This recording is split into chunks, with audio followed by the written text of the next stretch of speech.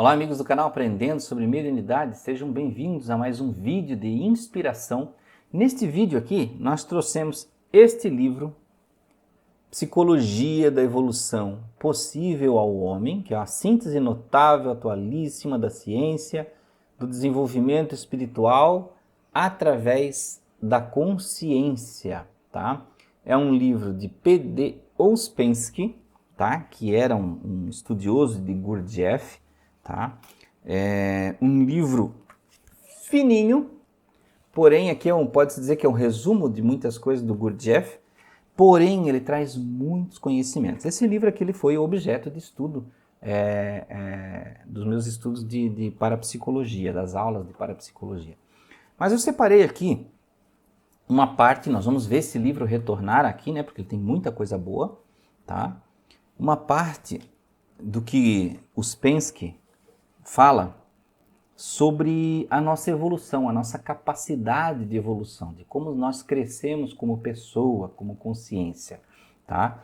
E isso é muito interessante que eu sempre falo para vocês, que a doutrina espírita diz que nós precisamos nos preocupar com a evolução, com a nossa análise interna, né? Aquele desenvolvimento do eu, e isso afeta também o desenvolvimento da mediunidade. Por quê? Porque se você não tem conhecimento de si mesmo, como os seus pensamentos, sentimentos, emoções se processam, como você vai saber e conseguir definir quando é de outro, né, de outra personalidade, tá? Então veja o que ele fala aqui no meu livro, aqui na página 46, tá?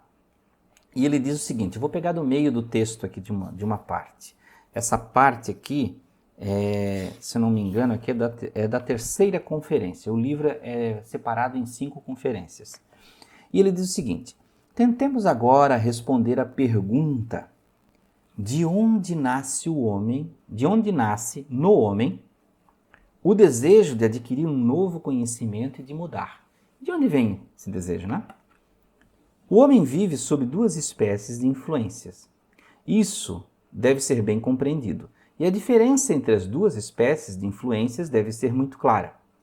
A primeira consiste em interesses e atrações criados pela própria vida, tá? Primeira, que são interesses de saúde, segurança, conforto, fortuna, prazeres, distrações, vaidade, orgulho, reputações, etc.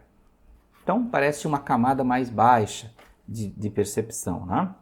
A segunda consiste em interesses de outra ordem, despertados por ideias que não são criadas pela vida, mas que têm origem nas escolas. Quando ele fala de escolas, são aprendizados superiores.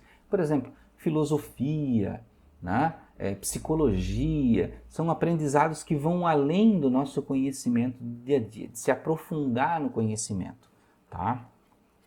E ele diz, essas influências não atingem o homem diretamente, são jogadas no turbilhão geral da vida, passam através de muitos espíritos diferentes e atingem o homem pela filosofia, pela ciência, pela religião e pela arte, sempre mescladas às influências da primeira espécie e acabam por perder qualquer semelhança com o que eram no começo. Então vejam que ele faz um diferencial. Ele explica aqui, ó, que essas escolas podem estar na filosofia, na ciência, na religião e na arte, tá? Nunca é claro quando se torna isso em fanatismo e coisas do tipo, tá? Então veja, quando se fala de conhecimento de escola, é sempre quando existe um questionar, uma racionalidade, tá? E ele fala que isso afeta diretamente, né, o que a gente conhece através da primeira influência, que são os nossos sentidos, os interesses de saúde e tudo mais. Vejam que isso parece muito com a pirâmide de Maslow, que nós temos lá embaixo, na base da pirâmide, as necessidades básicas, alimentação, depois temos lá a segurança, depois que vai evoluindo para conhecimentos, até chegar no conhecimento de si, espiritualidade, né, que é a transcendência. Tá? Então vamos continuar aqui. O mais das vezes um homem não discerne a diferença de origem das influências da segunda espécie e explica-as para si mesmo como tendo a mesma origem que as da primeira espécie. Embora o homem ignore a existência das 2 espécies de influências, ambas se exercem sobre ele de uma maneira ou de outra. Ele reage a elas. Ele pode estar mais ou menos identificado com uma ou várias influências da primeira espécie e não sentir as influências da segunda. Ou então, pode ser atraído e tocado por esta ou aquela influência de segunda espécie. Em cada caso, o resultado será diferente. Chamaremos a primeira espécie de influência A e a segunda de influência B. Então, aquelas influências mais básicas, né, dos sentidos, os interesses de saúde, segurança, conforto, fortuna, prazeres, distrações, vaidade, ele classificou como A. B seria o conhecimento das escolas, ou seja, seria um conhecimento além, para alcançar uma transcendência. Se um homem está completamente em poder das influências A, ou de uma influência A em particular, quando ele fala em particular, por exemplo, lá, né, a vaidade, a reputação, o orgulho, né? E totalmente indiferente às influências B, não mudará para ele e as possibilidades de desenvolvimento diminuirão de ano para ano. Ou seja, se ele está tomado pela influência A ou por uma só, dificilmente ele vai ouvir uma influência B, uma influência que leve à transcendência, seja espiritual, a filosofia, psicológica, a arte, né? Então ele vai ficar mais embrutecido e a tendência é que ele se embruteça mais, tá?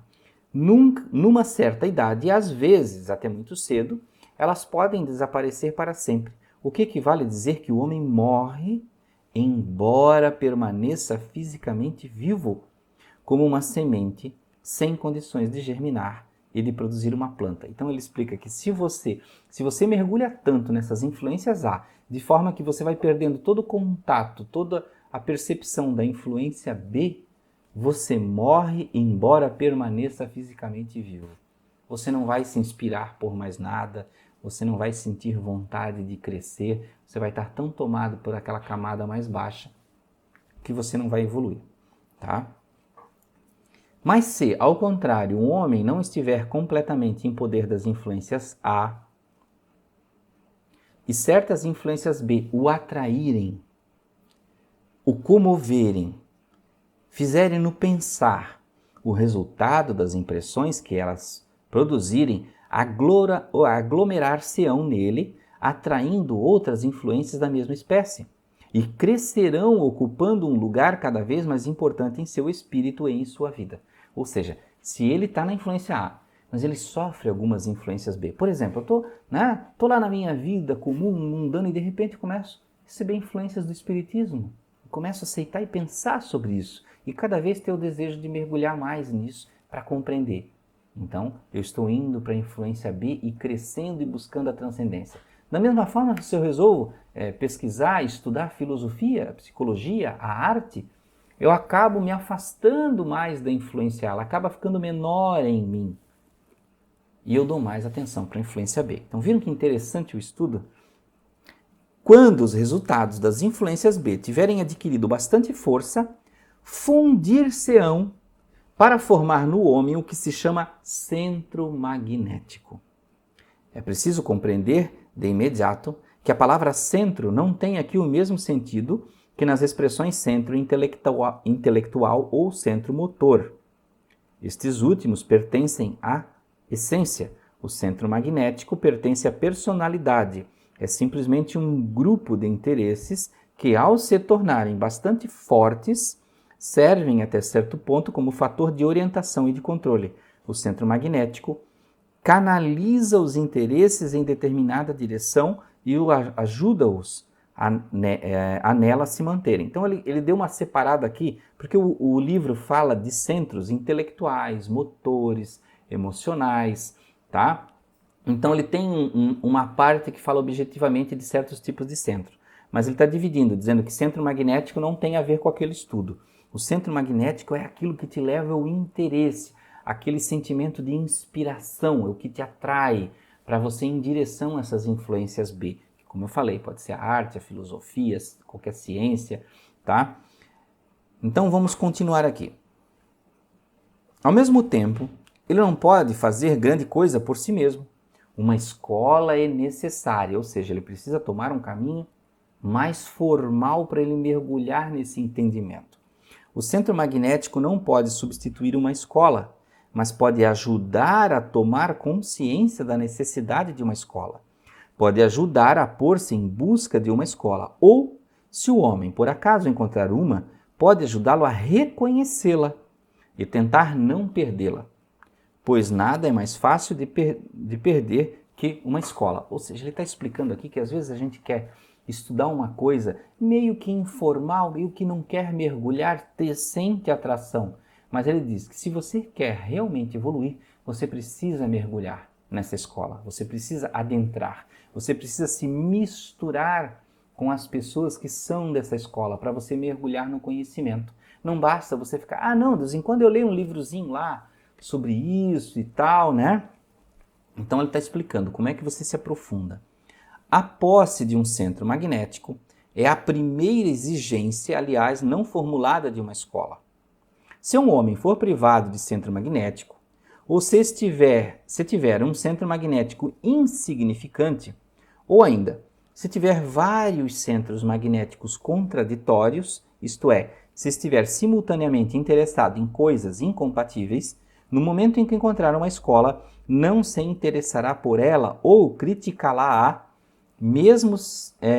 antes mesmo de saber algo, ou então seu interesse desaparecerá rapidamente diante das primeiras dificuldades do trabalho da escola.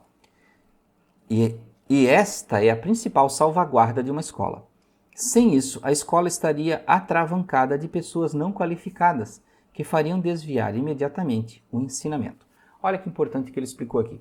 Que às vezes a pessoa não tem tanto interesse, ou às vezes ela tem interesses diversos. Ela gosta de um tipo de coisa e de outra. E ela ou vai acabar indo por uma só, e um ou outro conhecimento vai ficar mais enfraquecido, tá? Ou pode haver até conflito, que o conhecimento de uma escola divirja de outra, tá? E aí, é claro, ele vai para aquela que ele preferir, né? Que ele sentir que atrai mais ele. O verdadeiro centro magnético ajuda não só a conhecer uma escola, mas também a assimilar o ensinamento da escola, que difere tanto das influências A quanto das influências B e pode ser chamado de influência C.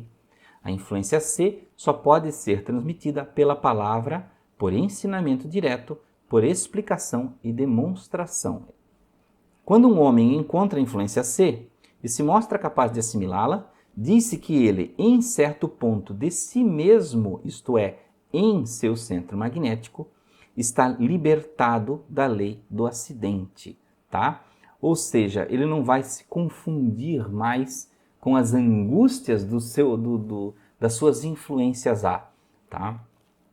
A partir desse momento, o centro magnético desempenhou o seu papel. Conduziu o homem para uma escola e ajudou-o a dar os primeiros passos nela.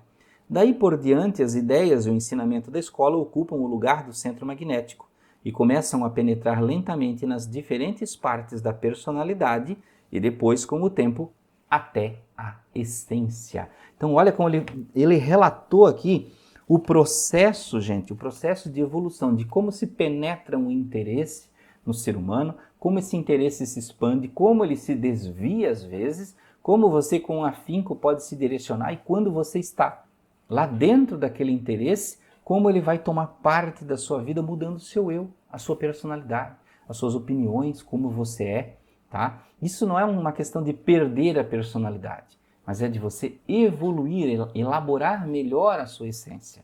Então viram que interessante? Livro maravilhoso, quem quiser buscar aqui, ó, P. Deus Pensky, a Psicologia da Evolução Possível ao Homem. Livro finíssimo, porém de conhecimentos profundos, que como diz o meu professor lá, você vai ter que ler umas 5 vezes, né? Para poder você dizer assim que aproveitou o conhecimento.